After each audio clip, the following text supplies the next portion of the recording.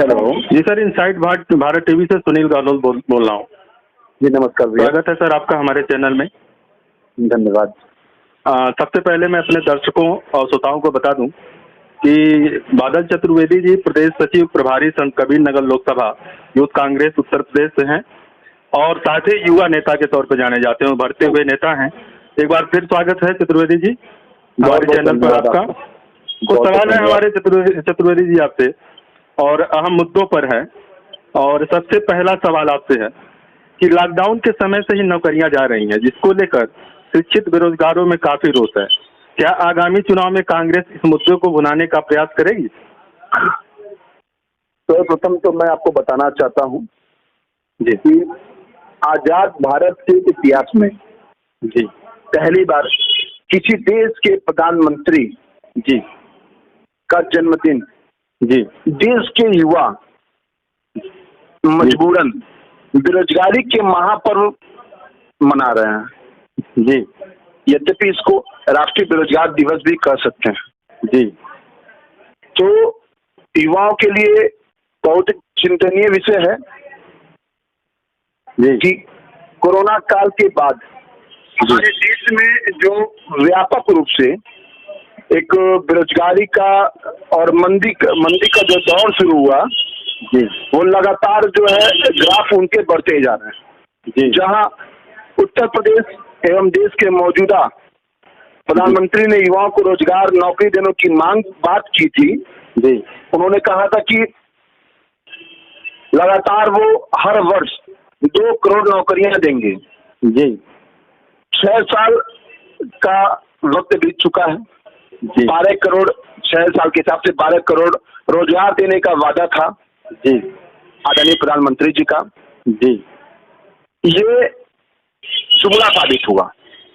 इसके बजाय उन्होंने 14 करोड़ रोजगार छीन लिए नौजवानों से। ये बहुत ही दुखद विषय है, हमारे देश के युवाओं के लिए बहुत ही चिंतनीय विषय है जी कि मौजूदा प्रधानमंत्री जहां हर वर्ष 2 करोड़ नौकरियां देने का वादा करते थे, वहां 6 सालों में 14 करोड़ रोजगार छीन लिए गए लोगों से। लोग आज दर बदर की ठोकरें खाने पर मजबूर हैं। जी ये बात वही साबित होती है, वही सत्य होती है, वो असल सत्य है जो उन्होंने कहा था कि देश के नौजवान पकौड़ा बेचें। उस पकौड़ा बेचने वाले का भविष्य है, उस पकौड़ा बेचने वाले का भविष्य ये है कि उसको पता है कि मेरी मासिक वेतन 10,000 रुपये है, मैं पकौड़ा बेच के चाय बेच के 10,000 प्रति महीना कमा सकता हूँ।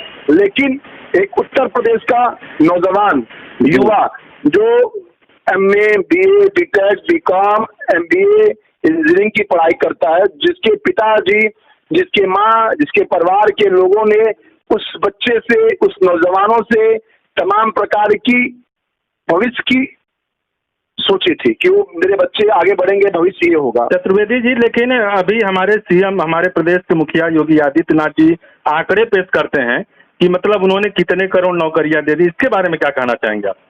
वो निजी क्षेत्रों में नौकरियों की बात करते हैं कि हर सेक्टर में नौकरी, सरकारी सेक्टर में नौकरी नहीं दी जा सकती या हर सभी लोगों को उस लायक बनना पड़ेगा। हमारे नौजवानों में प्रतिभाओं की कमी है। इसको आप किस नजरिए से देखते हैं? मैं सूबे के मुख्यमंत्री योगी आदित्यनाथ जी के बारे में एक ही मुहावरा कहना चाहता हूँ जी, जाके पैर फटे ना बिवाई, जाके पैर फटे ना बिवाई, वो क्या जाने पीर पर आई। जी उत्तर प्रदेश के मुखिया जी और देश के प्रधानमंत्री, ये दोनों लोग का कोई भी परिवार नहीं है। जी, बहुत बड़ा आरोप है आपका। जी जी जी जी जी ये एकदम ये अटल सत्य आरोप है।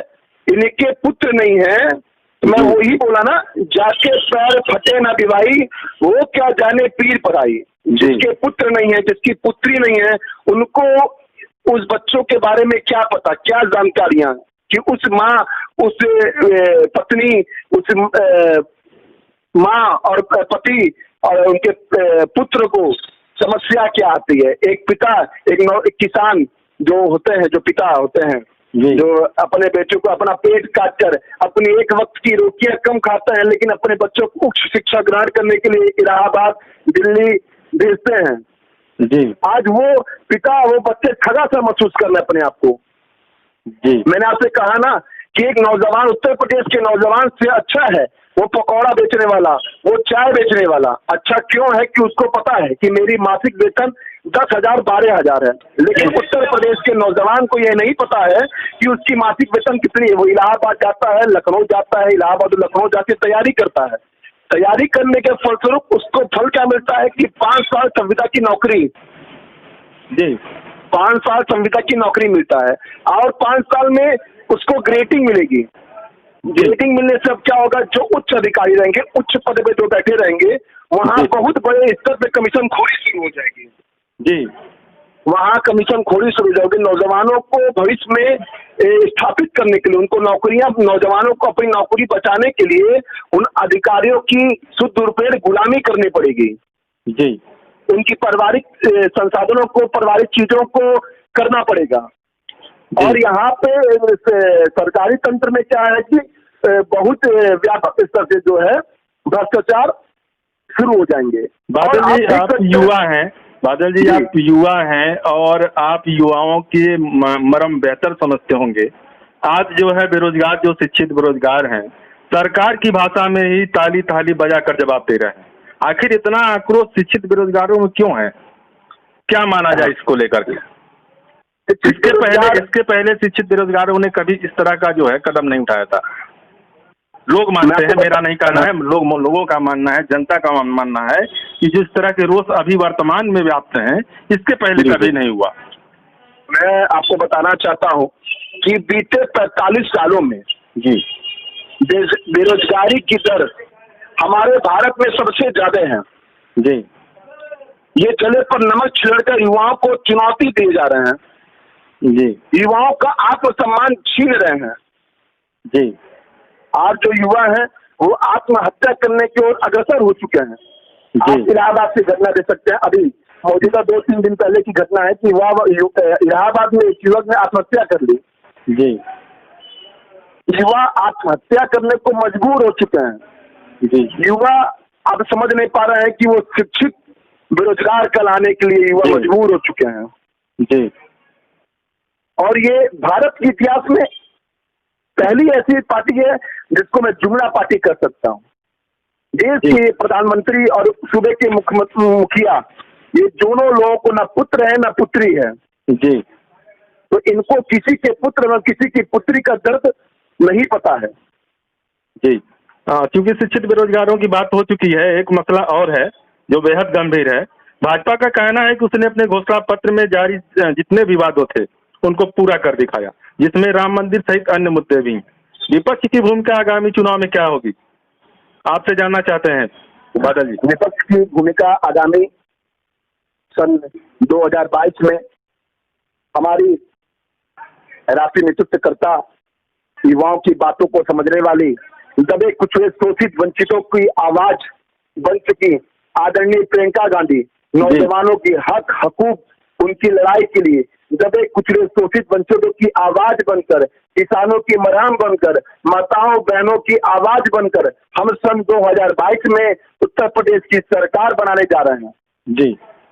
जी, मैं बताना चाहता हूं आदरणीय प्रियंका गांधी पूरे उत्तर प्रदेश में सबसे युवा ऐसी नेत्री हैं कि जो सबके दर्द पे, सबके मलहम को लगाने का प्रयास करती हैं, तमाम नौजवानों की आवाज बनने का प्रयास करते हैं। पूरे उत्तर प्रदेश में जहां भी आए दिन हत्याएं, लूट, बलात्कार, तमाम प्रकार की घटनाएं हो रही हैं, वहां पे सबसे पहले अगर किसी पार्टी कोई पार्टी पहुंचती है तो कांग्रेस पार्टी पहुंचती है। कांग्रेस पार्टी का प्रतिनिधिमंडल वहां पहुंचता है।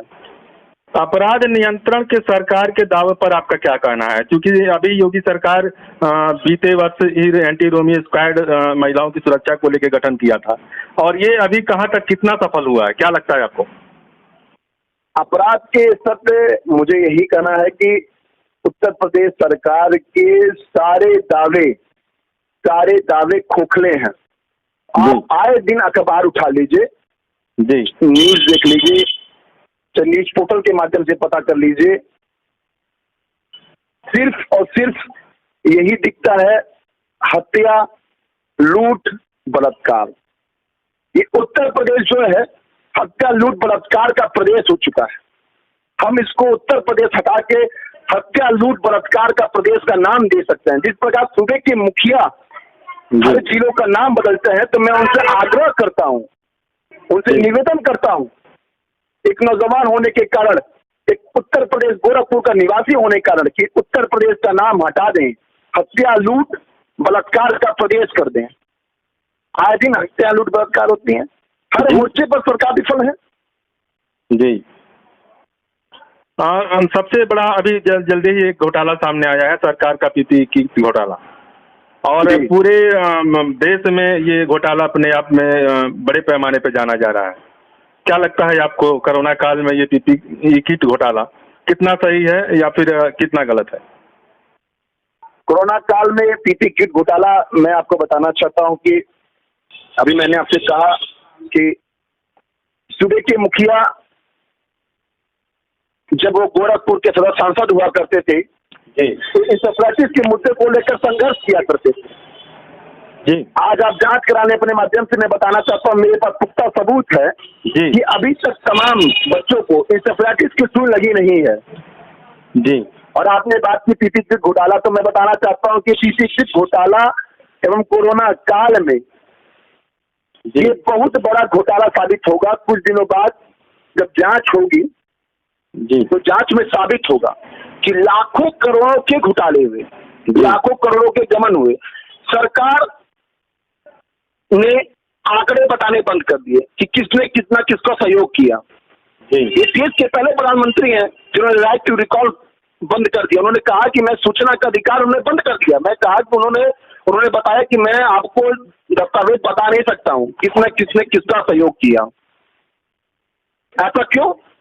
क्या वो उस पैसे से सन 2022 का चुनाव लड़ने जा रहे हैं या 2024 का चुनाव लड़ने जा रहे हैं? हमारी मेहनत की पैसे की कमाई हर व्यक्ति अपनी सुरक्षा से 1 रुपया से लगाए 1000 रुपया तक, 1 करोड़ रुपया तक दान करते हैं। लोगों ने दान किया, लेकिन सूबे के मुखिया ने कहा कि मैं किसी प्रकार का कोई भी रिपोर्ट नहीं दूंगा। क्यों नहीं देंगे? हम लोग की मेहनत की कमाई थी, हम लोगों ने देश के लिए निछावर किया, तमाम लोगों ने तमाम प्रकार के दान किए, मैंने भी दान किया। आज मैं उनसे मांगता हूं कि किसने कितना दान किया, तो उन्होंने, और देश के कितना फंड आया कोरोना काल में, उन्होंने कुछ बताने से वह समर्थन व्यक्त करते हैं। ऐसा क्यों? और आरोप लगाते हैं कांग्रेस पर। आखिरी सवाल आपसे, और सब बेहद अहम सवाल है। सरकार का कहना है कि निजीकरण करने से आर्थिक स्थिति देश की सुधर जाएगी। क्या लगता है आपको, विभिन्न क्षेत्रों में जो निजीकरण का फैसला लिया जा रहा है, कितना सही मानते हैं आप इसे? निजीकरण का फैसला देश के उद्योगपति अडानी और अंबानी को मजबूत सशक्त करने के ओर अग्रसर है। कोरोना काल में जहां देश की स्थिति बड़ी भयावह थी, जहां देश के अनेक प्रकार के व्यापारियों की स्थिति डमाडोल हो चुकी थी, वहीं अंबानी परिवार की स्थिति मजबूत होती गई। ऐसा क्यों? ऐसा इसलिए कि सरकार पूर्ण रूप से उन लोगों को लाभ दे रही थी। नौजवानों का आप देख सकते हैं, ITI हुआ, प्राइवेट ITI को कर दिया गया, उसके पॉलिटेक्निक को कर दिया गया, तमाम ऐसे रेलवे के कारखाने कर दिए गए। ऐसा क्यों हो रहा है? नौजवानों के भविष्य से खिलवाड़ हो रहा है। मैं आपके माध्यम से बताना चाहता हूं कि उत्तर प्रदेश का नौजवान, देश का नौजवान अब जग चुका है। आने वाले विधानसभा के चुनाव में इनको देश का नौजवान बता देगा। ये जो गूंगी बहरी सरकार है, ये जो सूबे के मुखिया बैठे हैं, जिनके पुत्र नहीं ना पुत्री हैं, इनको नहीं पता है कि एक आम जनमानस का दर्द क्या होता है। सूबे का, उत्तर प्रदेश का नौजवान इनको 2022 में अच्छी तरह बता देगा कि क्या होता है युवाओं को नौकरियां छीनना, क्या होता है युवाओं के साथ झूठे वादे करना, क्या होता है मक्कारियां करना। सन 2022 में युवा का उत्तर प्रदेश का युवा बता देगा। बादल चतुर्वेदी जी, IBTV से बात करने के लिए आपका बहुत बहुत धन्यवाद। बहुत बहुत धन्यवाद आपको। Thank you. जी प्रणाम।